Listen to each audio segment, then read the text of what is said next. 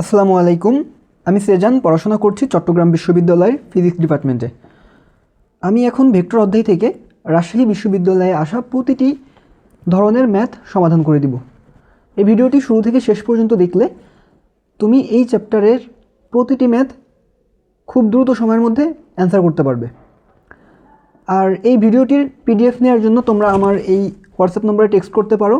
এছাড়াও আমার হোয়াটসঅ্যাপে ছেলে এবং মেয়েদের দুটি ভিন্ন ভিন্ন গ্রুপ রয়েছে।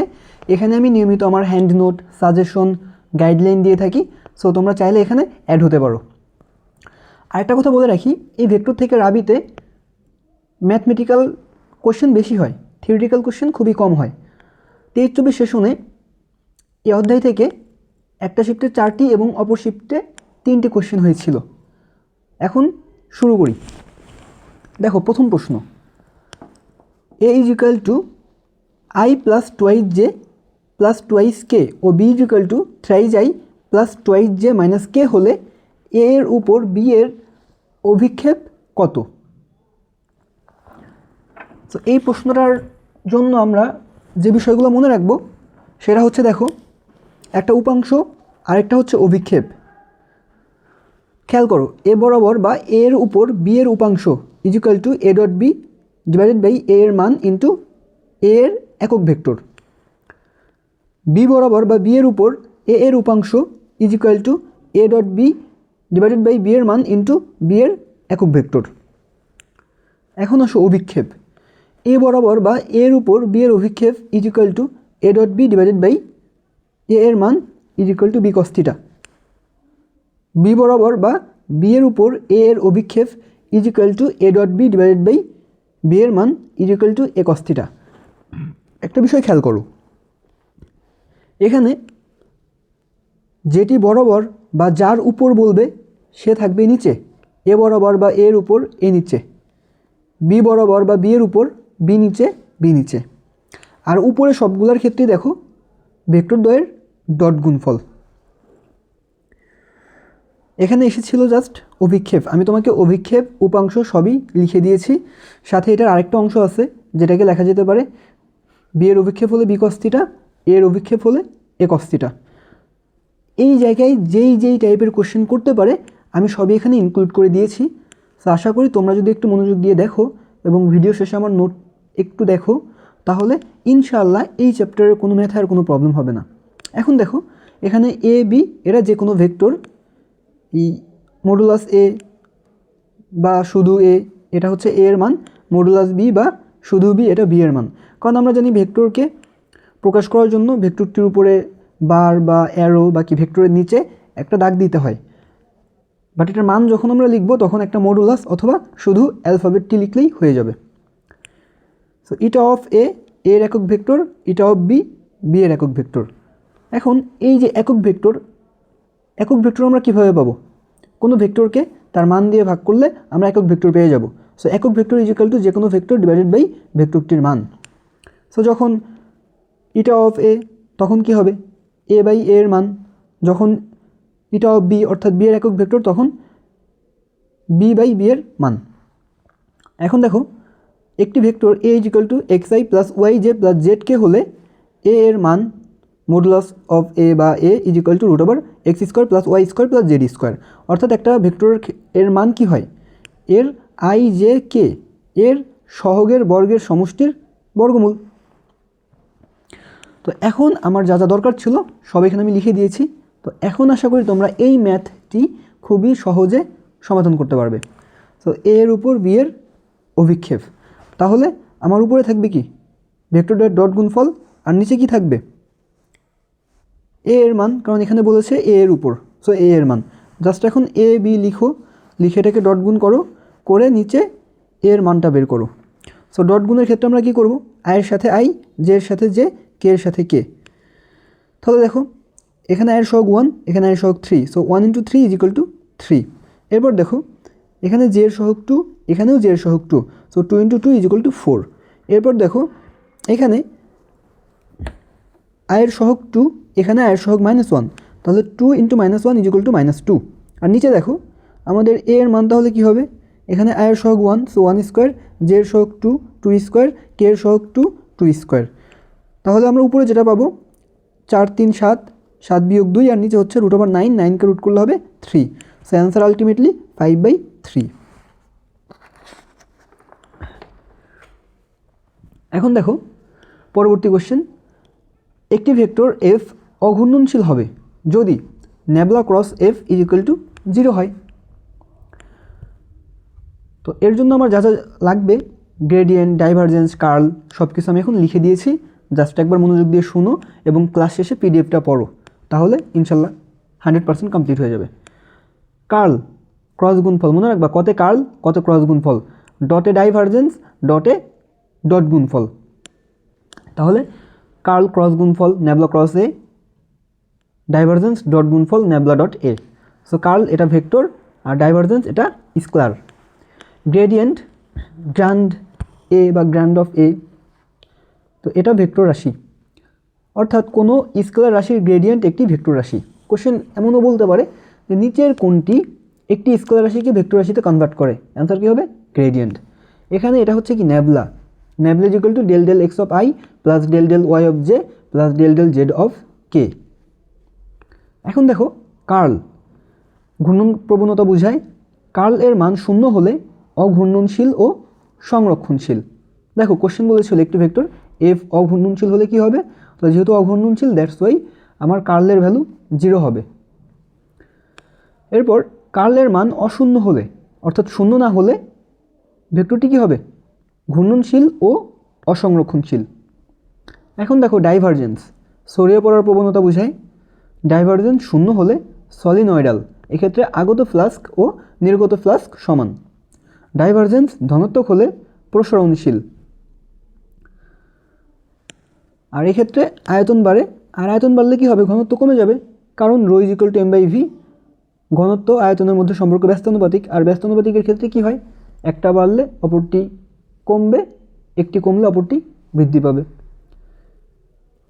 আর নির্গত ফ্লাস্ক আগত ফ্লাস্কের চেয়ে বড়, তাহলে ঋণাত্মক হলে উল্টো হবে, প্রসারণশীল সংকোচনশীল। আয়তন কমে ঘনত্ব, আয়তন বাড়ে ঘনত্ব কমে, তাহলে এখানে আয়তন কমে ঘনত্ব বাড়ে। নির্গত ফ্লাস্ক আগত ফ্লাস্কের চেয়ে বড়, তাহলে এখানে হবে আগত ফ্লাস্ক নির্গত ফ্লাস্কের চেয়ে বড়। এখন গ্রেডিয়েন্ট স্কেলার রাশির সর্বাধিক বৃদ্ধির হার নির্দেশ করে। পরবর্তী প্রশ্ন, একটি বস্তুকে যে পরিমাণ বল দ্বারা পূর্ব দিকে সেই একই পরিমাণ বল দ্বারা উত্তর দিকে টানা হচ্ছে, লব্ধি বল দক্ষিণ দিকের সাথে কী পরিমাণ কোণ উৎপন্ন করবে? এই ধরনের ম্যাথ সলভ করার জন্য তোমার আগে দিকগুলো দেখতে হবে যে ডিরেকশন কার কোন দিকে। সো আমরা নর্মালি উপরে উত্তর, নিচে দক্ষিণ, ডানে পূর্ব, বামে পশ্চিম ধরে ম্যাথগুলো হিসাব করি।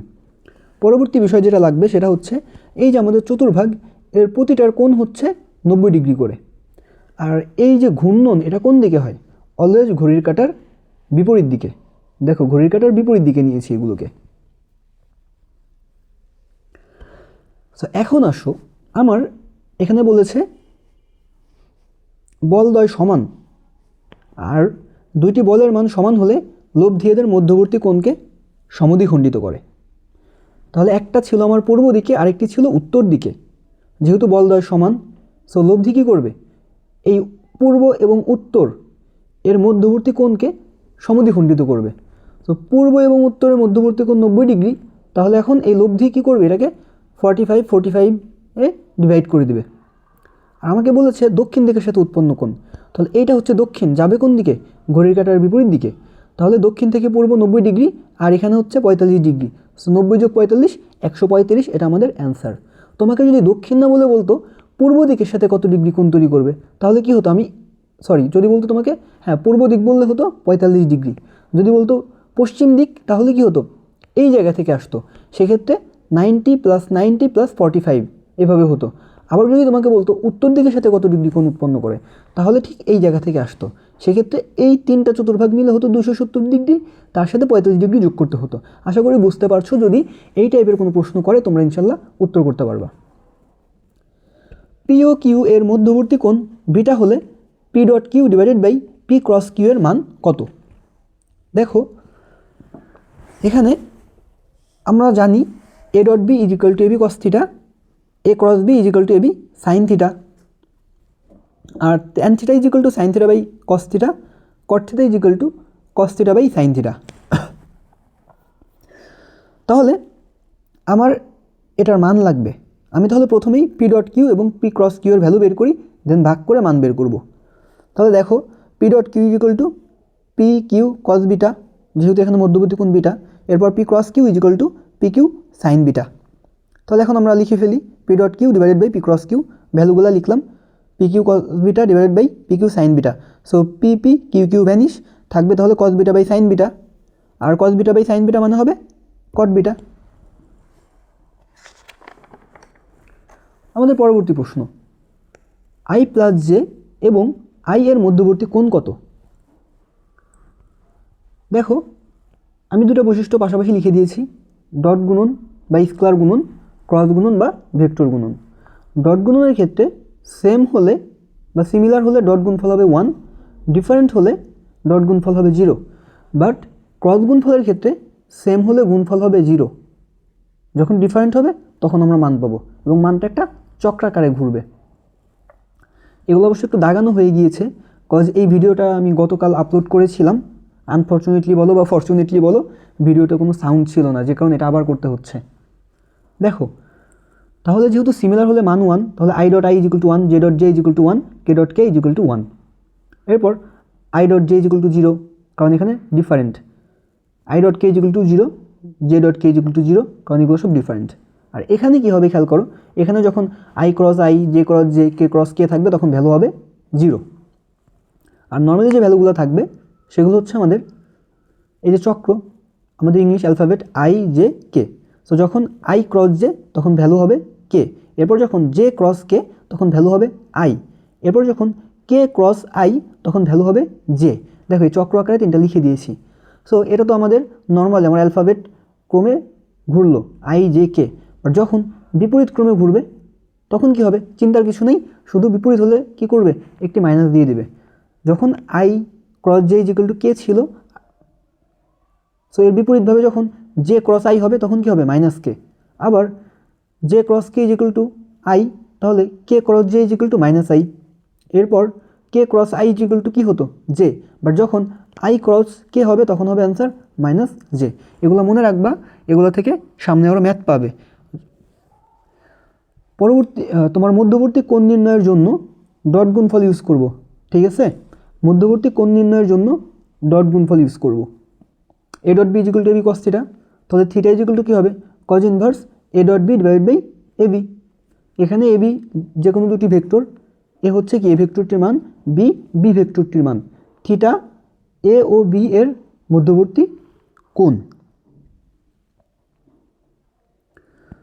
তাহলে দেখো আমাদের যে প্রশ্নটি ছিল আই প্লাস জে এবং আই এর মধ্যবর্তী কোণ, তাহলে theta is equal to cos inverse ভেক্টরদের গুণফল, ডট গুণফল। সো একটি ভেক্টর আই প্লাস জে, অপরটি শুধু আই, আর নিচে এদের মান। সো আই প্লাস জে এর মান কী হবে, আই এর সহগ 1, জে এর সহগ 1। তো আমরা জানি মান হচ্ছে কি সহগের বর্গের সমষ্টির বর্গমূল, তো সেই কাজটি করেছি। তো উপরে যখন আমরা ডট গুণ করবো শুধু আই এর সাথে আই 1, আর জে এর সাথে আই গুণ করলে কী হবে, 0 হয়ে যাবে। আর নিচে এখানে √2, তাহলে কজ ইনভার্স 1/√2 ইজিক্যাল টু কী হবে, 45 ডিগ্রি। ভ্যালুগুলো তো আশা করি তোমাদের মনে আছে, এরপর আমি আপনাকে বলে দিই। দেখো যখন sine 0 degree is equal to 0, sine 30 degree is equal to half, sine 45 degree is equal to 1/√2, sine 60 degree is equal to √3/2, and sine 90 degree is equal to 1। Electricity চলে গেল, এটা কোনো কথা? আচ্ছা যাই হোক, আমরা ফ্ল্যাশ অন করি। ফ্ল্যাশ অন করলে কি দেখা যাবে? আচ্ছা একটু ওয়েট করি, ইলেকট্রিসিটি ইনশাল্লাহ চলে আসবে খুব দ্রুত।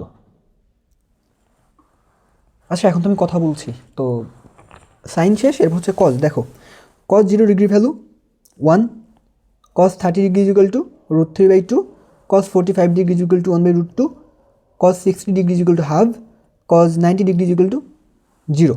এরপর আমাদের যখন ট্যান 0 ডিগ্রি তখন value 0, tan 30 degree is equal to 1/√3, tan 45 degree is equal to 1, tan 60 degree is equal to √3, tan 90 degree is equal to কি ইনফিনাইট।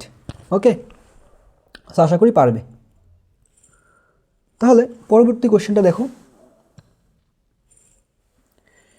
এম এর মান কত হলে r is equal to j plus R is equal to x plus z cube i plus m y plus x square j plus z minus x y k solenoidal হবে। দেখো যেহেতু solenoidal তাই dot গুণফল 0 হবে। আমরা কিছুক্ষণ আগেই এই ডাইভারজেন্স কার্ল গ্রেডিয়েন্ট নিয়ে পড়েছি। তাহলে সলিনয়েডাল হলে কি হয়, ডট গুণফল 0 হয়। তাহলে আর এর সাথে আমরা ন্যাবলা গুণ করে দিই। Nabla dot r is equal to ন্যাবলার ভ্যালু লিখবা, আর যে ভেক্টর দেওয়া থাকবে তার ভ্যালুটা লিখবা। তো এখানে শুধু আয়ের সাথে আই, জে এর সাথে জে, কে এর সাথে কে গুণ করব, কারণ ডট গুণনে ডিফারেন্ট হলে কি হয়, মান 0 হয়। তাহলে এই আই, এই জে, এই কে এটা আমরা কাজ করব, তাই তো। আর এটা কি আমাদের পার্শিয়াল ডিফারেন্সিয়েশন। আশা করি তোমরা এগুলো পারো। এরপরেও আমি একটু ডিটেলস বলে দিয়েছি, একটু খেয়াল করো জাস্ট। দেখো এখানে যেটি হবে সেটি হচ্ছে যে তোমার del del x of x is equal to 1, এরপর del del x of y is equal to 0, del del x of z is equal to 0। যখন del del x of x y z তখন হয়ে যাবে y z, কারণ এক্ষেত্রে del del x of x is equal to কী হবে, x, আর সাথে যা থাকবে সেটি থেকে যাবে। এরপর তোমার del del x of x to the power 5 y z is equal to কী হবে, যেহেতু এক্স, সো আমরা জানি d d x of x to the power n is equal to n into x to the power n minus 1, তাই না। তাহলে এখানে আছে এক্স টু দি পাওয়ার 5, তাহলে 5 into x to the power 5 minus 1, that's why 5 x to the power 4, আর এর সাথে যা থাকবে সেটি এখানে রেখে দিব। তারপর দেখো, সো আমাদের বলেছিল এই ভ্যালু কত হলে কি হবে, এম এর ভ্যালু কত হলে এটি সলিনয়েডাল হবে। যেহেতু সলিনয়েডাল, সো ডট গুণফল 0, আমরা এখন ডট গুণ করে দিব। সো ন্যাবলার ভ্যালু লিখলাম, আর এর ভ্যালু লিখলাম। কার সাথে কাকে মাল্টিপ্লাই করতে হবে আমি একটু আগে বলেছি, এবং এখানেও কি মার্ক করে দেখিয়ে দিয়েছি। আয়ের সাথে আই, জে এর সাথে জে, অ্যান্ড কে এর সাথে কে। আর এখানে ডেল ডেল এক্স, আর এখানে কি আছে, এক্স জেড কিউব। সো এক্সের সাথে আমরা পার্শিয়াল ডিফারেন্সিয়েট করলে পাবো 1, আর জেড কিউবের সাথে করলে পাবো 0, তাহলে এই 1 এই 0। এরপর দেখো প্লাস ডেল ডেল ওয়াই, ওয়াইয়ের সাথে যেহেতু এম ওয়াই, তাহলে এই জায়গায় আমরা পাবো শুধু এম, আর এটা এক্স স্কোয়ার, তাহলে এটার সাথে করলে পাবো 0। Last one del del Z, এর সাথে কি আছে দেখো, জেড মাইনাস এক্স ওয়াই, তাহলে জেডের সাথে পার্শিয়াল ডিফারেন্সিয়েট করলে পাবো আমরা 1, আর এক্স ওয়াইয়ের সাথে করলে পাবো 0। এখন বাকিটা তো জাস্ট নর্মাল যোগ, এটা করলেই হয়ে যাবে। তাহলে এখানে 1, এখানে এম, এখানে 1, 1 plus M plus 1 is equal to 0, that's why M plus 2 is equal to 0, অতএব এম ইজ ইকুয়াল টু -2। তাহলে আমরা কী বলতে পারবো, এখানে এম এর ভ্যালু 0 হলে আমার এটি সলিনয়েডাল হবে। তো এগুলো অ্যান্সার করার জন্য আমার প্রিভিয়াস যা যা বলেছিলাম, ডাইভারজেন্স, কার্ল গ্রেডিয়েন্ট, এগুলো থেকে সব কিছু তুমি মনে রাখবে, তাহলে ইনশাল্লাহ আর কোনো সমস্যা হবে না।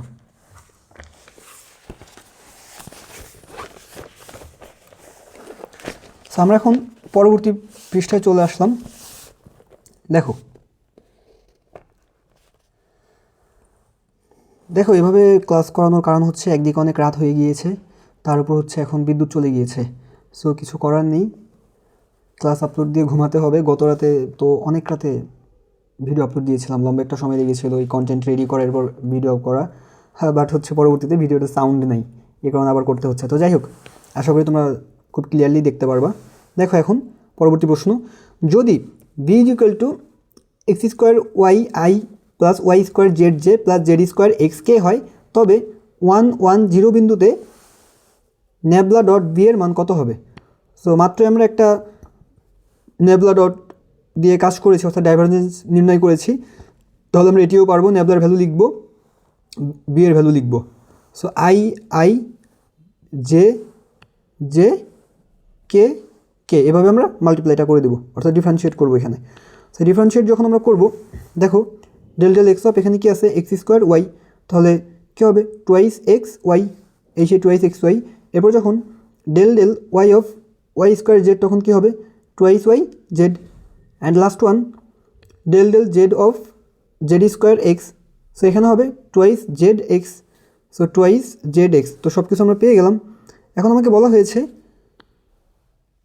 1 1 0 বিন্দুতে ন্যাবলা ডট বি এর মান কত। সো ন্যাবলা ডট বি করেছি, এখন জাস্ট এই বিন্দু তিনটা আমরা বসিয়ে দিব।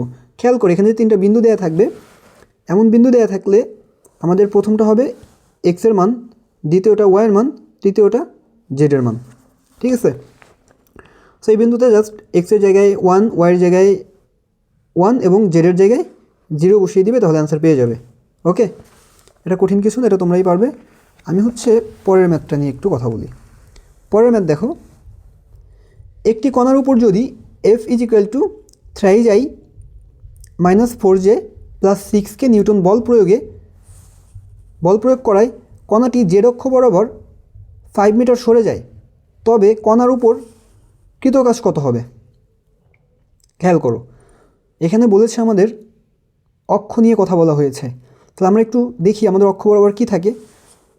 এক্স অক্ষ বরাবর আই, ওয়াই অক্ষ বরাবর জে, অ্যান্ড জেড অক্ষ বরাবর থাকবে কে। ওকে, কারেন্ট চলে আসছে। সো 1 মিনিট, একটু ঠিক করি সব কিছু। ওকে, এভরিথিং রাইট। তো দেখো, এক্স অক্ষ বরাবর আই, ওয়াই অক্ষ বরাবর জে, জেড অক্ষ বরাবর কে। আমাদের বলা হয়েছে জেড অক্ষ বরাবর 5 মিটার সরে গিয়েছে। সো জেড অক্ষ বরাবর সরণ, তাহলে এটা কী হবে? এটার সাথে কে হবে, তাই না? তাহলে এই সরণের ভেক্টর রূপ কী হবে? 5k মিটার যে ভ্যালুটা দেওয়া আছে। আমার যদি এখানে বলতো ওয়াই অক্ষ বরাবর সরণ, তাহলে এখানে কী হতো? 5j। যদি এক্স অক্ষ বরাবর বলা হতো তাহলে হতো 5i। এটা আমরা কেন করছি? কারণ আমরা জানি কাজ W = F.S, তাই না? কারণ কাজ একটি ভেক্টর রাশি, সো এখানে ডট গুণফল হবে। আমাদের দেয়া আছে F, বাট আমাদের এ স্টার ভেক্টর রূপ দেয়া নেই। সো আমরা ভেক্টর রূপ বের করার জন্যই এই কথাগুলো বললাম এতক্ষণ। যেহেতু জেড অক্ষ বরাবর, তাহলে এখানে হবে 5k। তাহলে এখানে F.S, এটা F এর ভ্যালু, এটা S এর ভ্যালু। দেন এখানে আমরা কী করব? ডট গুণ করব। যেহেতু কে, শুধু কে এর সাথে গুণ করে আমরা কি পাবো? এটার মান পাবো। বাকি সব করলে কি হবে? 0 হবে। I.K 0, J.K 0। আর এখানে এখানে কি কে আছে, দ্যাটস ওয়াই 1 হবে। আর এখানে আছে 6, এখানে 5, তাহলে 5 6 30, এই সেই 30 জুল অ্যান্সার। পরবর্তী প্রশ্ন, A = 3i + j - 2k O B = i + 3j + 2k হলে AB এর মান কত? এখন এখানে একটা বিষয় তোমরা মনে রাখবে, অনেকেই দেখো এই এবিকে দেখে অনেকেই মনে করি যে এ ও বি গুণ করতে হবে, এরপর এবি এর মান বের করতে হবে। কিন্তু না, এটা অবস্থান ভেক্টরের কনসেপ্ট। কি ছিল সেখানে? PQ = Q - P। সো যদি দেখো ভেক্টর টাইপের ম্যাথ আছে, তাহলে এটা মাথায় রাখবা। হ্যাঁ, তাহলে এখানে কি আছে আমাদের? AB। সো AB = কী লিখবো আমরা তাহলে? B - A। সো এটা B এর ভ্যালু, এটা A এর ভ্যালু। এই গুণটা বিয়োগ তো নর্মাল বিয়োগ, যেখানে I - 3i যাই, so -2, 3j - j = +2 + 2k plus, তাহলে এটা কী হয়ে যাবে? +2k হবে। So 2 + 2 = 4k। সো যদি না বুঝে থাকো, তাহলে আমি এখানে নর্মালি যে বিয়োগ করে দিতে হয় বাচ্চাদের মতো, সেটাও করে দিয়েছি। সো দেখে নিও। তাহলে আমরা তো এটা এবি পেয়ে গেলাম। এখন আসো, আমাদের এবি এর মান, আমাদের মানের জন্য কি লাগবে? জাস্ট আই জে কে এদের সহগের বর্গের সমষ্টির বর্গমূল। এখানে আয়ের সহগ -2, সো 2 স্কোয়ার, -2 স্কোয়ার, জে এর সহগ 2, সো +2 স্কোয়ার, কে এর সহগ 4, সো 4 স্কোয়ার। দেন সবগুলোর সমষ্টির বর্গমূল। সো -2কে বর্গ করলে 4, -2কে বর্গ করলে 4, অ্যান্ড 4কে বর্গ করলে 16 হয়ে যাবে কত? 4 4 8 8 16 24। এখন 24 মানে আমরা কি জানি? 4 6 24, তাহলে তোমার কি হবে? 2√6, এটা আমাদের অ্যান্সার। যদি দুটি সমান ভেক্টরের লব্ধি এদের যে কোনো একটির সমান হয়, তবে ভেক্টরদ্বয়ের মধ্যবর্তী কোণ 120 ডিগ্রি। আর 120 ডিগ্রি নিয়ে আরেকটা কাজ আছে, সেটা কি? আমাদের নদী নৌকার যে ম্যাথগুলো থাকে, সেখানে আমাদের সোজাসুজি অপর পারে পৌঁছানোর জন্য 120 ডিগ্রি কোণে রওনা দিতে হয়, তাই না? আরেকটা ছিল হচ্ছে যে সর্বনিম্ন সময়ে নদী পারের জন্য আমাদের 90 ডিগ্রি কোণে রওনা দিতে হয়। তো এখন দেখো, এই ধরনের আরও কিছু কথা আমি এখানে লিখে দিয়েছি। পি ও কিউ যে কোনো দুইটি ভেক্টর ও আলফা এদের মধ্যবর্তী কোণ হলে কি হয়? So alpha is equal to 0, যখন আলফা ইজ ইকুয়াল টু 0 তখন ভেক্টরদ্বয় পরস্পর সমান্তরাল ও একই দিকে ক্রিয়াশীল। আর এই ক্ষেত্রে লব্ধির মান হয় সর্বোচ্চ, আর লব্ধির সর্বোচ্চ মান ভেক্টরদ্বয়ের যোগফল। ওকে, তোমাকে এইভাবেও কোশ্চেন করতে পারে, থিওরিটিক্যাল কোশ্চেন যদি করে যে দুটি ভেক্টরের মধ্যে ক্রিয়াশীল কোণ কত হলে লব্ধির সর্বোচ্চ মান পাওয়া যাবে। ঠিক আছে, তো মনে রাখবা 0 ডিগ্রি। এরপর দেখো, যখন alpha is equal to 120 degree তখন লব্ধি প্রতিটি ভেক্টরের সমান। যখন alpha is equal to 180 degree তখন ভেক্টরদ্বয় পরস্পর বিপরীত দিকে ক্রিয়াশীল এবং এক্ষেত্রে লব্ধির মান হয় সর্বনিম্ন, আর লব্ধির সর্বনিম্ন মান ভেক্টরদ্বয়ের বিয়োগফলের সমান। ওকে, তাহলে লব্ধির সর্বোচ্চ মান হচ্ছে ভেক্টরদ্বয়ের যোগফল, এক্ষেত্রে মধ্যবর্তী কোণ 0 ডিগ্রি, আর লব্ধির সর্বনিম্ন মান ভেক্টরদ্বয়ের বিয়োগফলের মান, এবং এক্ষেত্রে মধ্যবর্তী কোণ 180 ডিগ্রি। এখন দেখো, দুইটি সমমানের ভেক্টরের মধ্যবর্তী কোণ 60 ডিগ্রি হলে লব্ধি হবে এই ভেক্টরদ্বয়ের কি √3 গুণ, দুইটি সমমানের ভেক্টরের মধ্যবর্তী কোণ 90 ডিগ্রি হলে লব্ধি হবে ওই ভেক্টরের √2 গুণ। এগুলো হিসাব করলে চলে আসে, বাট তোমার মনে রাখাই বেটার। আর নর্মালি এই ফর্মুলা দিয়েও ম্যাথ থাকে, তোমাদেরও আসতে পারে। সো এটা মনে রাখবা যে লব্ধি বল আর is equal to √p² plus q² plus 2 pq cos alpha. পরবর্তী প্রশ্ন, তিনটি vector a is equal to 1 1 2, b is equal to 2 1 3, c is equal to 3 4 1 দ্বারা বেষ্টিত একটি আয়তাকার ঘনবস্তুর আয়তন কত হবে? দেখো, আমরা যখন তিনটি ভেক্টর দিয়ে আয়তাকার ঘনবস্তুর আয়তন করতে দিবে, আমি তখন জাস্ট একটা কাজ করব, আমি ভেক্টর তিনটি দিয়ে নির্ণয়কের মান বের করব। হ্যাঁ, যে তিনটি ভেক্টর দ্বারা বেষ্টিত বা আবদ্ধ আয়তাকার ঘনবস্তুর আয়তন ভেক্টর তিনটি দ্বারা গঠিত নির্ণয়কের মান। ঠিক আছে, জাস্ট এটা মনে রাখবা, আর কোনো কিছু মনে রাখার দরকার নেই।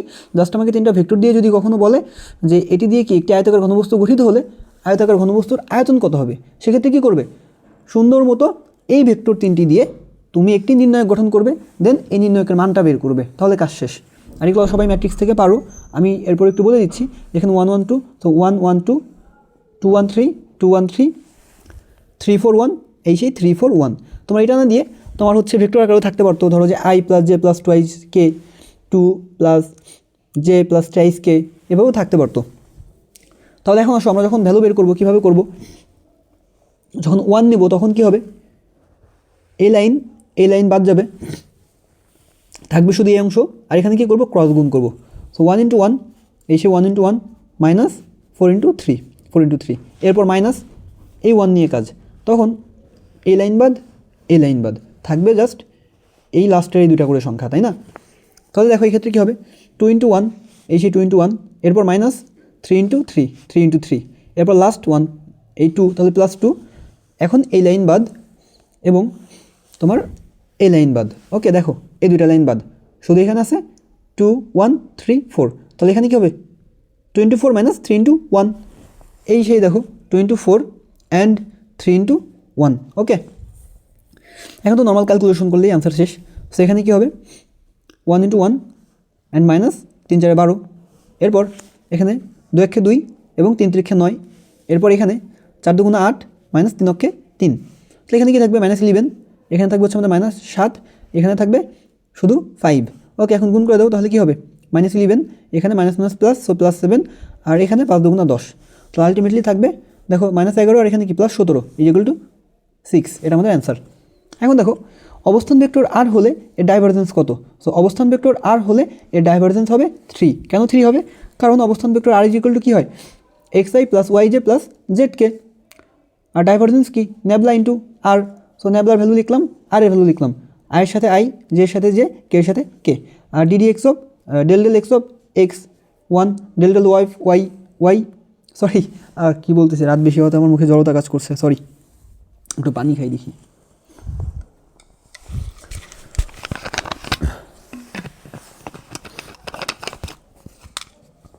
ওকে, দেখো এখানে তাহলে del x অফ x = 1, del y of y = 1, del z of z = 1, so 1 + 1 + 1 = 3। পরবর্তী কোশ্চেন, যদি a is equal to twice i plus alpha j plus k ও b is equal to minus twice i plus j minus twice k পরস্পর লম্ব হয়, তবে alpha এর মান কত? ভেরি ভেরি ইম্পর্টেন্ট একটা টাইপ চলে আসছে যে দুটি ভেক্টর লম্ব হলে একটি ভ্যালু বের করতে দেয়, আবার কখনো দুটি ভেক্টর সমান্তরাল হলে কোনো একটি অজ্ঞাত রাশির মান বের করতে বলে, তাই না? তাই দেখো এটা কি মনে রাখবে, লম্ব হলে ডট গুণফল 0, সমান্তরাল হলে ক্রস গুণফল 0। সো আমরা এটা ঢাবি রিটেনের জন্য করব না বা একাডেমিকের জন্য করব না, আমরা বের করব এমসিকিউ। এখন এমসিকিউ আমি কীভাবে করব? জাস্ট সহগের অনুপাত বের করব। হ্যাঁ, সহগের অনুপাত সমান হবে সমান্তরাল হলে। তাহলে খেয়াল করো, যখন A vector is equal to ধরো তোমার x1i plus y1j plus z1k এবং B vector is equal to x2i plus y2j plus z2k হবে, তো এই ক্ষেত্রে এ ও বি পরস্পর সমান্তরাল হলে এই সহগের অনুপাত কী হবে? সমান হবে। তো দেখো কার কার সহগ, আয়ের সহগ ইজ ইকুয়াল টু তোমার জে এর সহগ ইজ ইকুয়াল টু কে এর সহগ। তাহলে এখানে আয়ের সহগ হচ্ছে x1, এখানে x2, সো x1/x2, জে এর সহগ y1 আর এই জে এর সহগ y2, তাহলে y1/y2, আর এখানে কে এর সহগ কী আছে? z1 z2, so z1/z2। ওকে, তাহলে এখন আসো, আমাদের বলা হয়েছে এখানে লম্ব, লম্ব হলে ডট গুণফল 0। আমি দুটো ভেক্টর লিখলাম, লিখে ডট গুণ করলাম, ডট গুণ করলে আমি অনায়াসে মানটা পেয়ে যাব। এখন দেখো, যদি twice i plus thrice j plus k ও minus 4i minus 6j minus lambda k দুটি ভেক্টর পরস্পর সমান্তরাল হয়, তাহলে ল্যামডা এর মান কত? ওকে, সমান্তরাল হলে আমি কী করব? সহগের অনুপাত বের করব। তো দেখো আয়ের সহগ 2, এই সেই 2, এখানে আয়ের সহগ -4, এই সেই -4, এখানে জে এর সহগ 3, এই সেই 3, এখানে জে এর সহগ -6, এই সেই -6। দেখো এখানে কে এর সহগ 1, এই সেই 1, আর এখানে কে এর সহগ মাইনাস ল্যামডা, এই সেই মাইনাস ল্যামডা। এখন তুমি এখানে যে কোনো দুইটা করে টার্ম, তুমি যে কোনো দুটি টার্ম নিয়েই সমাধান করতে পারবে। যদি চাও প্রথম টার্ম অ্যান্ড লাস্ট টার্ম নিবে, সেটাও হবে। আবার যদি চাও না তুমি second term and third term নিয়ে কাজ করবে, তাহলেও হবে। তো যদি তুমি প্রথম অ্যান্ড শেষ এই দুইটা টার্ম নিয়ে কাজ করো, তাহলে কী হবে? দেখো 2/-4 ইজ ইকুয়াল টু 1/-ল্যামডা। সো মাইনাস মাইনাস ভ্যানিশ, এদিকে কি 2 আর 4 কাটাকাটি করলে কী হয়? 2, তাহলে 1/2 ইজ ইকুয়াল টু 1/ল্যামডা, so lambda is equal to 2। এরপর দেখো এই বা তুমি যদি এখন second term and third term নিয়ে কাজ করো, তাহলে কি 3/-6 ইজ ইকুয়াল টু 1/-ল্যামডা, সো মাইনাস মাইনাস ভ্যানিশ, আর এখানে 3 আর 6 কাটাকাটি করলে হয় কি 2, তাহলে এখানেও 1/2 ইজ ইকুয়াল টু 1/ল্যামডা, তাহলে ল্যামডা ইজ ইকুয়াল টু 2। যেটি দিয়ে কাজ করো না কেন অ্যান্সার সেম আসবে। আশা করি লম্ব এবং সমান্তরালের কনসেপ্ট বুঝতে পারছো, এটা মনে রাখলেই হবে। ইনশাল্লাহ এগুলো থেকে কোশ্চেন থাকে, যে কোনো ভার্সিটিতে আসবে, রাবিতেও ইনশাল্লাহ আসবে। এখন দেখো, তিনটি সমবাহু ত্রিভুজের 3 কোণায় 3টি সমান ধনাত্মক চার্জ রাখা হলে ক্রিয়াশীল বলের ভেক্টর যোগফল 0। ওকে, তো কোশ্চেনটা কি বলেছিল? একটি সমবাহু ত্রিভুজের 3 কোণায় 3টি সমান ধনাত্মক চার্জ রাখা হলে ক্রিয়াশীল বলের ভেক্টর যোগফল কত হবে? এক্ষেত্রে অ্যান্সার কত হবে? 0 হবে। এটা জাস্ট মুখস্থ, এটা তেমন কিছু না। সো এটা একটু দেখে রাখতে পারো যে একটি সমবাহু ত্রিভুজের 3টি শীর্ষবিন্দুতে সমমানের 3টি চার্জ স্থাপন করলে তা একই ক্রমে একই দিকে ক্রিয়াশীল থাকে এবং এদের ভেক্টর যোগফল 0 হয়। এরপর ছিল একটা চিত্র রিলেটেড প্রশ্ন। সো ফিগার রিলেটেড কোশ্চেন কী ছিল? a plus B plus C vector ত্রয়ের সম্পর্কটিকে প্রকাশক চিত্র কি? দেখো এটার যে কনসেপ্ট সেম, যেহেতু এখানে আমাদের কি আছে, 3টা ভেক্টরের ভেক্টর যোগফল 0, তাহলে কি হবে? ডিরেকশন সেম হবে। খেয়াল করো, এখানে এদিকে আসছে, দেন এটা থেকে এদিকে গিয়েছে, দেন এই দিক থেকে আবার এদিকে আসছে, so same direction, that's why কি যোগফল 0, আর এই কারণে ফিগার এটি। যদি কোনো বস্তু এক্স দিকে 4 মিটার পার সেকেন্ড এবং ওয়াই দিকে 2 মিটার পার সেকেন্ড গতিতে চলে, তাহলে ভেক্টরের পরিপ্রেক্ষিতে বস্তুটির বেগ কত? এগুলো আসলে কিছু করতে হবে না, দেখবে অ্যান্সার করবা। যেহেতু এক্স অক্ষের দিকে বলছে, তাহলে এটা কি হবে? 4i, এটা ওয়াই অক্ষের দিকে 2, তাহলে কি 2j, তাহলে অ্যান্সার 4i প্লাস 2j। খেয়াল করো, এক্স অক্ষ বরাবর i, ওয়াই অক্ষ বরাবর j, জেড অক্ষ বরাবর k, অ্যান্ড এক্স অক্ষের সমান্তরাল হলে -i, ওয়াই অক্ষের সমান্তরাল হলে -j, জেড অক্ষের সমান্তরাল হলে -k। তো তোমাকে যদি এটা বলতো ওয়াই অক্ষের দিকে 4 মিটার পার সেকেন্ড এবং জেড অক্ষের দিকে 2 মিটার পার সেকেন্ড, তাহলে অ্যান্সার কী হতো? 4j plus 2k। আবার যদি এমন বলতো তোমার এক্স অক্ষের দিকে 4 মিটার পার সেকেন্ড এবং জেড অক্ষের দিকে 2 মিটার পার সেকেন্ড, সেক্ষেত্রে অ্যান্সার হতো 4i প্লাস 2k। আশা করি এই ধরনের প্রশ্ন যদি রিপিট হয়, তোমরা অনায়াসে উত্তর করতে পারবে। এখন দেখো, কোনটি ওয়াই অক্ষের উপর লম্ব? আমরা কি জানি, লম্ব হবার জন্য ডট গুণফল 0 হতে হবে, আর তোমার ওয়াই অক্ষ বরাবর কে থাকে? জে। তাহলে জে এর সাথে যেই অপশনটি ডট গুণ করলে 0 হবে, সেই অপশনটি কী হবে, আমাদের অ্যান্সার হবে। যদি বলতো এক্স অক্ষের উপর লম্ব, তাহলে আমরা কী করতাম, আমরা দেখতাম এই এক্স অক্ষ বরাবর থাকতো আই, দেন এই আয়ের সাথে যে অপশন গুণ করলে 0 হবে, অর্থাৎ আয়ের সাথে যে অপশনটি ডট গুণ করলে 0 হবে সেটি অ্যান্সার। যদি বলতো তোমার জেড অক্ষের উপর লম্ব, সেক্ষেত্রে আমার জেড অক্ষ বরাবর ভেক্টর কী থাকতো, কে, সেক্ষেত্রে আমি অ্যান্সার কী পেতাম, আমি এই কে এর সাথে যে অপশনটি ডট গুণ করলে 0 পেতাম সেটি হতো অ্যান্সার। সো এখন আসলে আমরা সমাধান করি। প্রথম অপশন যদি দেখি, i cross J cross k, sorry cross i, so I cross j কী হবে, k, so k cross i is equal to j. তাহলে আমার এখানেও কি আছে জে, ওয়াই অক্ষ বরাবর জে, তাহলে J dot j is equal to 1, সেটা 0 এর সমান নয়, তাহলে কেটে বাদ। এখন দ্বিতীয় option, I cross J cross K, so I cross J is equal to K, then K cross K is equal to 0। দেখো ডট গুণনের আগেই 0 হয়ে গেছে, সো এটাও বাদ।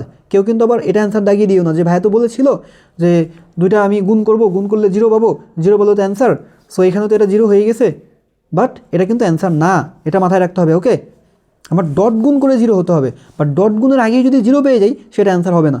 So third option, j cross i cross j, so আমরা জানি i cross J is equal to হাই k, তাহলে জে ক্রস আই হলে কী হবে, মাইনাস কে, দেন মাইনাস কে আর হচ্ছে জে, আমরা জানি কে জে ক্রস কে করলে হয় হচ্ছে আই, বাট যেহেতু কে ক্রস জে তাহলে কী হবে, minus i, then minus minus কী হবে, প্লাস, তাহলে হয়ে যাবে আই।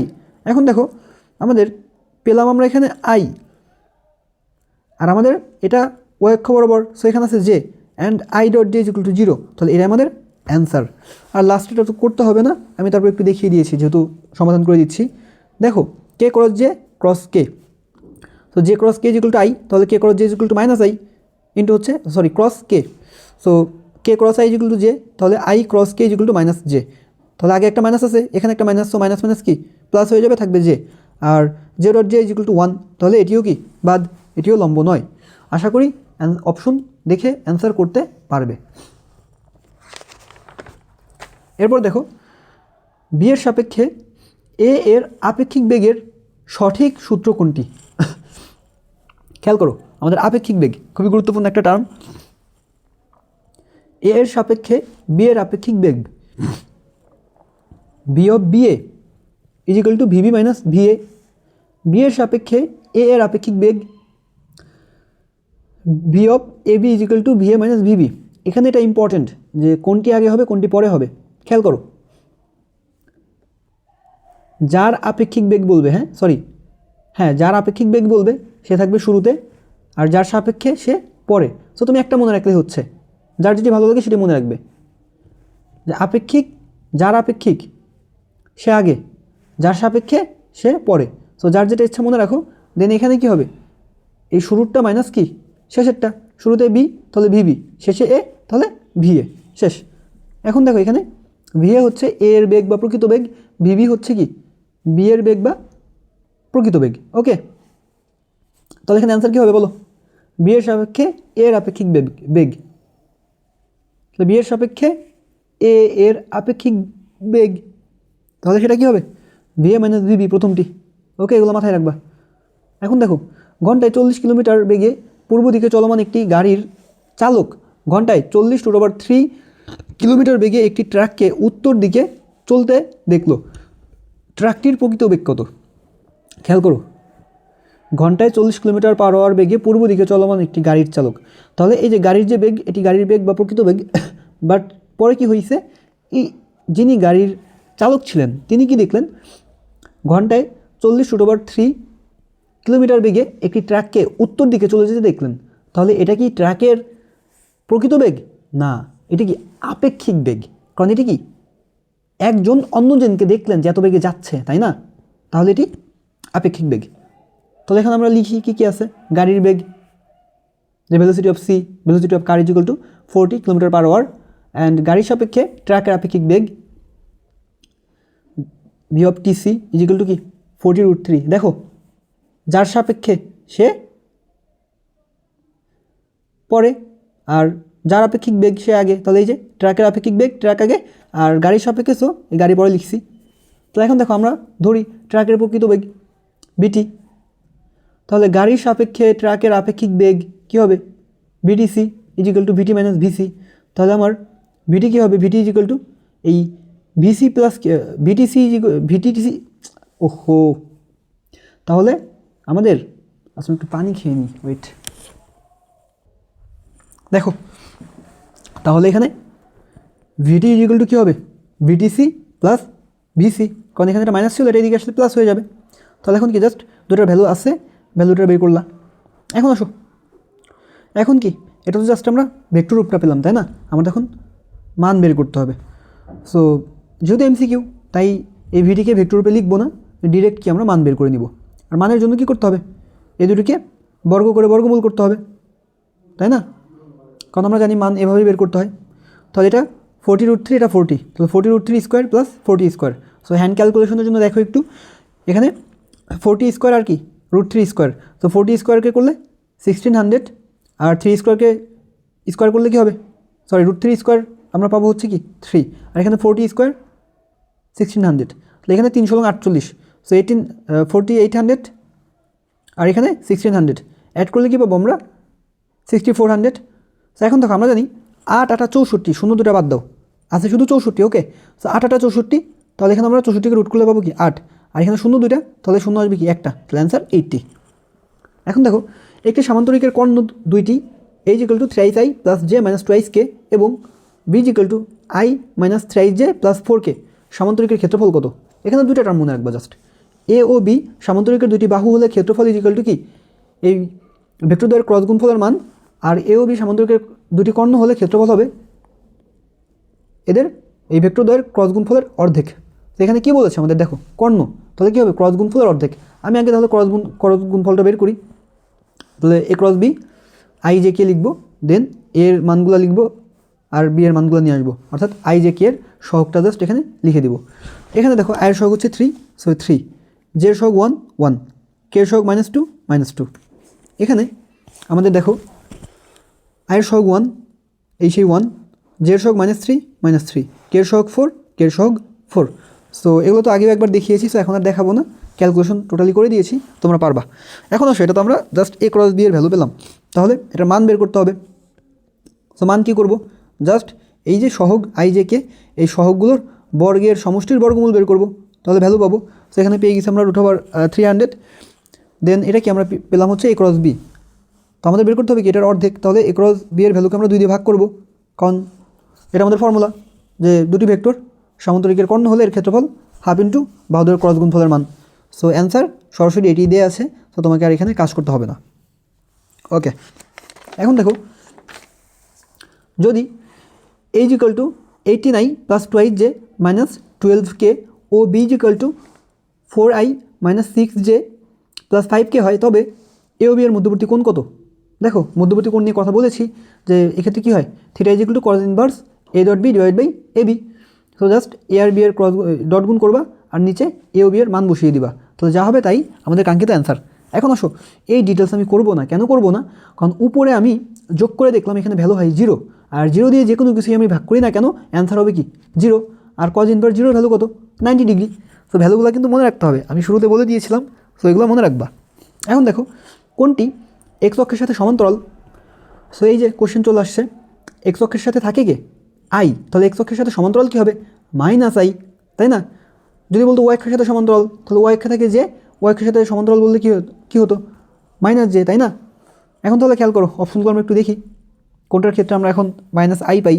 এখানে দেখো তোমার অপশনে i cross j cross i, so i cross j = কি k, then k cross i কী হবে j, সো এটা -i না, তাহলে এটা অ্যান্সার না। তাহলে পরেরটা আমরা দেখি i cross j cross k, so i cross j = কি k, আর সাথে একটা k, তাহলে k ক্রস k = 0, কারণ ক্রস গুণ ফলে আমার সিমিলার হলে অ্যান্সার 0 হয়।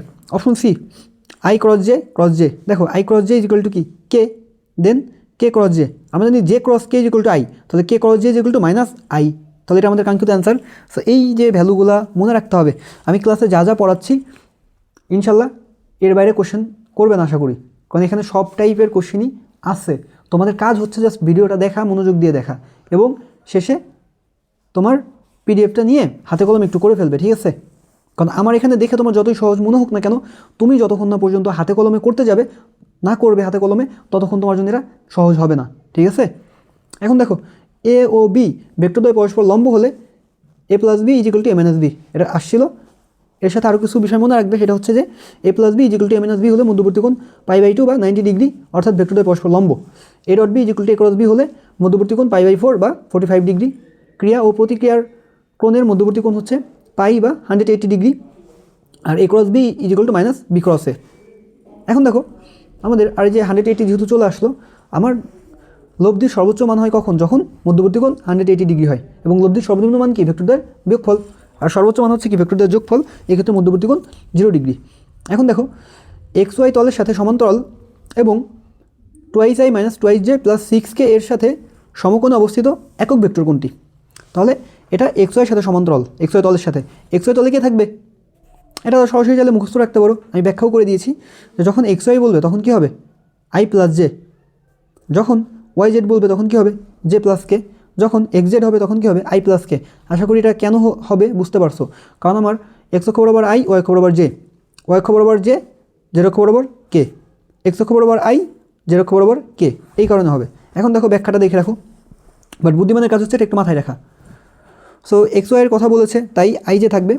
ধরি এক্স ওয়াই অক্ষের সমান্তরাল ভেক্টর xi + yj, এটা আমরা ধরে নিলাম। এখন পরবর্তী স্টেপ কী ছিল আমাদের, কী বলা ছিল যে তোমার এক্স ওয়াই তলের সাথে সমান্তরাল এবং এতের সাথে সমকোণে অবস্থিত। তো সমকোণে যেহেতু অবস্থিত তার মানে কি 90 ডিগ্রি, অর্থাৎ এখানে কি ডট গুণফল 0 হবে। তাহলে ডট গুণফল 0 লিখলাম। তাহলে এই দুইটা ভেক্টর আমরা গুণ করি, এখন গুণ করলে কী হবে, গুণফলটা 0 হবে। সো এটা করলে আমরা কী পাবো, দেখো এটা করলে আমরা পেয়ে যাই আলটিমেটলি x = y। দেন এই এক্স ওয়াইয়ের ভ্যালুটা আমরা এখানে বসিয়ে দিই যে x = y, তাহলে পেয়ে যাবো আমরা xi + xi, অর্থাৎ তোমার xi + xj। তো দেখো এটাই লিখেছি যে x = y এক নঙ্গে বসেই, তাহলে এক্স ওয়াই তলের সমান্তরাল ভেক্টর xi + xj। এখন একক ভেক্টর মানে কি, যে কোনো ভেক্টর ডিভাইড বাই ওই ভেক্টরটির মান, তাহলে xi + xj। এটার ক্ষেত্রে একক ভেক্টরটা কী হবে, এই ভেক্টর লিখবা ডিভাইড বাই ভেক্টরের মান বের করবা। দেখো এখানে আয়ের সহগ এক্স আর ওয়াইয়ের সহগেও জে এর সহগও এক্স, তাহলে x² + x², তাহলে কী হবে 2x² আর উপর থেকে x কমন নাও, তাহলে থাকবে i + j। তাহলে এখানে দেখো কী আছে √2x², সো √2 ইন্টু কি √x², সো স্কোয়ার আর রুট ভ্যানিশ, থাকবে শুধু x, সো উপরে x নিচে x কাটাকাটি শেষ, তাহলে উপরে থাকবে i + j আর নিচে কি √2। সো এত কিছু করাচ্ছে মাস্ট বেটার, তুমি মনে রাখো যখন ওয়াই জেড এর কথা বলবে তখন কী হবে j + k ডিভাইড বাই √2, যখন তোমার zx এর কথা বলবে তখন কী হবে, যখন zx এর কথা বললে তোমার k + i বাই √2 বা i + k বাই √2। এখন দেখো 8 একক ও 4 একক মানের দুইটি সদিক রাশির মধ্যবর্তী কোণ 120 ডিগ্রি, রাশি দুইটির লব্ধির মান কত। ওকে, এখন ডিরেক্ট ফর্মুলা, লব্ধি r = √p² + q² + 2pq cos α, just ভ্যালুগুলো দিয়ে দেবে, অ্যান্সার চলে আসবে। সেটা মনে রাখতে হবে যে cos 120 ডিগ্রির ভ্যালু হচ্ছে কি -½ ওকে, বাকিটা তো ক্যালকুলেশন, যে 8² 64, 4² 16, তাহলে 2 8 4 গুণ করতে হবে, আর সাথে যে হাফ থাকবে এটার, সো হাফ আর 2 ব্যানিশ করে দেবো, সাথে মাইনাসটাকে আগে লিখো, 4 8 32, এই 32। এখন এটাকে যোগ বিয়োগ করলে হয়ে যাবে 48, আর 48 মানে কি 3 16 48, যেখানে √3 আর কি 16কে রুট করলে 4, সো 4√3 অ্যান্সার। পরবর্তী প্রশ্ন, 7 ও 5 মানের দুটি সদিক রাশির বিয়োগফলের মান 2। দেখো 7 5 বিয়োগফল 2 হলে তাদের অন্তর্ভুক্ত কোণ কত। দেখো তো 7 - 5 বিয়োগ করলে অ্যান্সার কত হয়, 2 হয়। আমি একটু আগে কী বলেছিলাম যে আমার দুটি ভেক্টর রাশির সর্বোচ্চ মান হয় কি ভেক্টরদের যোগফল, মানে দুটি ভেক্টর রাশির লব্ধির সর্বোচ্চ মান ভেক্টরদের যোগফল, এক্ষেত্রে অ্যাঙ্গেল হয় কত ডিগ্রি, 0 ডিগ্রি। আর দুটি ভেক্টরের সর্বনিম্ন মান কত হয় ভেক্টরদের বিয়োগফল, এক্ষেত্রে তোমার অ্যাঙ্গেলটা কত হয় 180 ডিগ্রি। এই সেই কোয়েশ্চেন, এই সেই answer. So P O Q দুটি ভেক্টর হলে লব্ধির সর্বোচ্চ মান r max = p + q, এক্ষেত্রে কোণ হচ্ছে 0 ডিগ্রি, আর হচ্ছে সর্বনিম্ন মান p - q, এক্ষেত্রে মধ্যবর্তী কোণ 180 ডিগ্রি। দেখো কোনটি স্কেলার রাশি, 4টা অপশন আছে, এটার জন্য যেটা মনে রাখবা, ভবে সব প্রিয়তম ভাসে প্রেমের টানে, ভতে ভরবেগ বেতে বেগ, ওকে, শতে স্মরণ সান্যতা গুণাঙ্ক, এই যে বতে হচ্ছে বল, তারপরে যে প্রিয়তমর পয়রফলাত হচ্ছে কি প্রাবল্য, ওতে ওজন, ততে ত্বরণ, মতে মন্দন, ভাতে হচ্ছে ভ্রামক। বাট এখানে মনে রাখতে হবে আল্লাহর দুনিয়ায় সকল ভ্রামক ভেক্টর রাশি, কিন্তু জড়তার ভ্রামক স্কেলার রাশি। আমি জাস্ট এটা হচ্ছে তোমার মনে রাখার জন্য লিখেছি। তারপর দেখো এই যে প্রেমের পরের ফলাতে হচ্ছে পৃষ্ঠ টান, আর হচ্ছে এদিকে টানের টতে হচ্ছে টর্ক।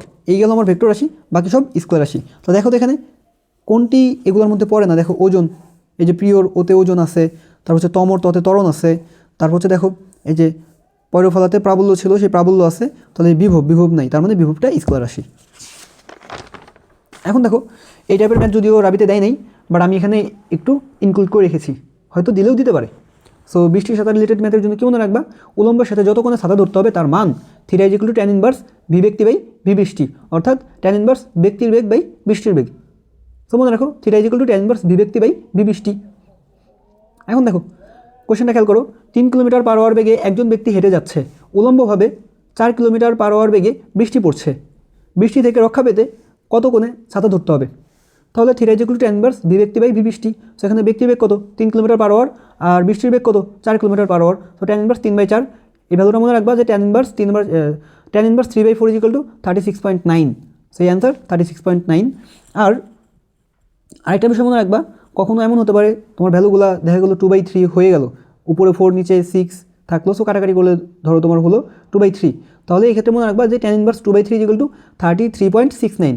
ওকে, তাহলে একটা হচ্ছে tan inverse 3/4 is equal two 36.9, আর অপর ভ্যালু হচ্ছে tan inverse 2/3 is equal two 33.69।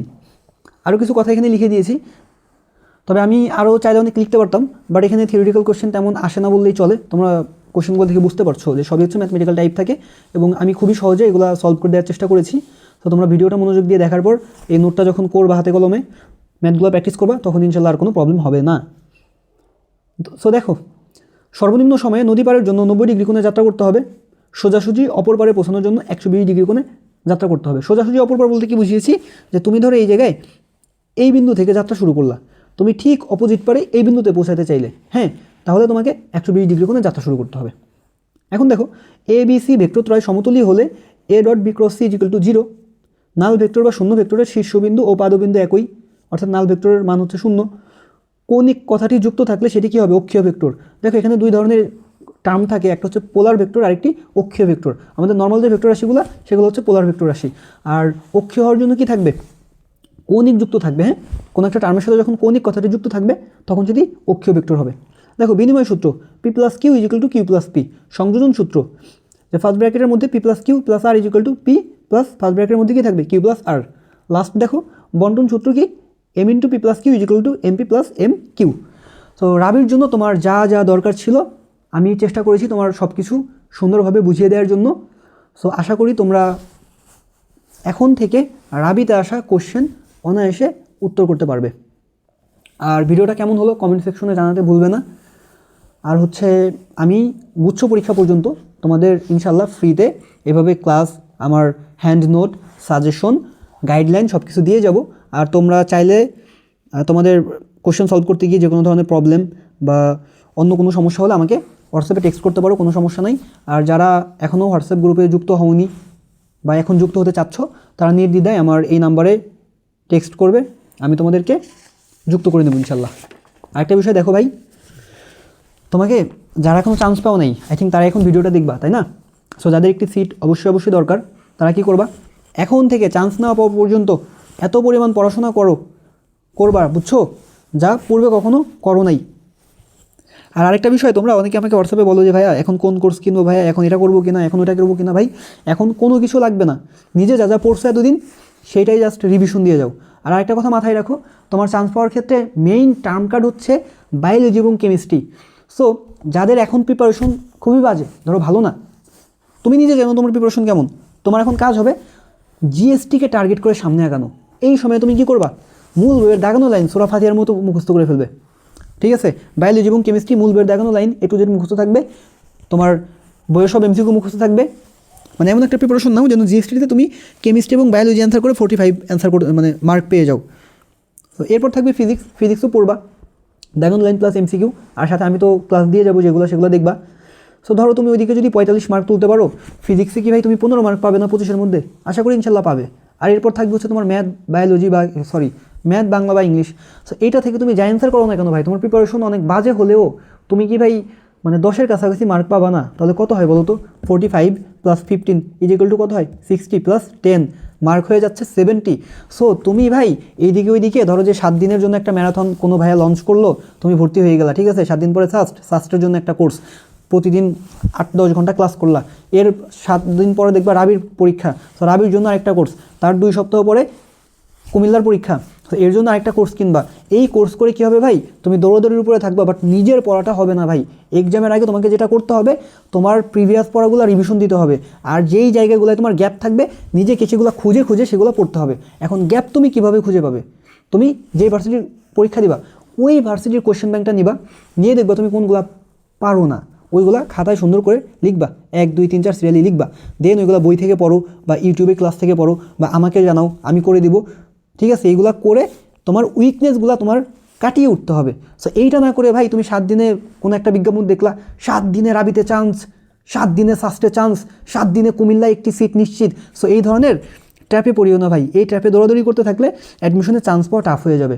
তোমার মূল বই ভালো করে পড়া থাকলে তুমি সব জায়গায় চান্স পাবা। আর আরেকটা ভুল ধারণা তোমাদের ভেঙে দেই, তোমরা অনেকেই বলো ভাইয়া কোশ্চেন ব্যাংক কোনটা কিনবো, অনেক ভাইয়া তো বলছে কোশ্চেন ব্যাংক এটা পড়ে চান্স পাওয়া যাবে, এই 15 দিন শুধু এটা মুখস্থ করলে চান্স হয়ে যাবে। ভাই এগুলো মিথ্যা কথা। তোমার যে ভাই 7 দিন কোশ্চেন ব্যাংক পড়ে চান্স পাইছে, খোঁজ নিয়ে দেখো ওই ভাই হয়তো ভালো একটা প্রিপারেশন নিয়েছিল, তার মূল বই ভালো করে পড়া ছিল, that's why say just question bank দেখছে, কী কী কোশ্চেন আসছে প্র্যাকটিস করছে, সে চান্স পেয়ে গেছে। বাট তোমার যদি ভাই মূল বই ভালো করে পড়ানো থাকে, চান্স পাওয়াটা টু মাচ ডিফিকাল্ট হয়ে যাবে। দেখো আমি ভাই যা বলি, আমি হচ্ছে মানে বাস্তব কথাগুলো বলি, যে তোমাকে এখন ধরো হচ্ছে তোমাকে হচ্ছে ওই মিথ্যা ইন্সপায়ারেশন দিয়ে লাভ নেই। হ্যাঁ, ইন্সপাইরেশন করা ভালো, ইন্সপায়ার্ড করা ভালো, বাট হচ্ছে মিথ্যা ইন্সপাইরেশন করা ভালো না। দ্যাটস ওয়াই আমি তোমাদের বললাম, যাদের প্রিপারেশন খুবই বাজে তারা এখনও সময় আছে ভাই 3 মাস, জিএসটির জন্য উঠে পড়ে নেমে যাও। হ্যাঁ, যেভাবে পড়তে বললাম সেভাবে পড়ো, তাহলে ইনশাল্লাহ হয়ে যাবে। বাট যদি এদিক ওদিক ছোটাছুটি করো, এই এক্সাম ব্যাস, এই কোর্স, এই ম্যারাথন ভাই, তাহলে লাভ নাই। সো আজকের মতো এই পর্যন্তই। আসসালামু আলাইকুম, আল্লাহ হাফেজ।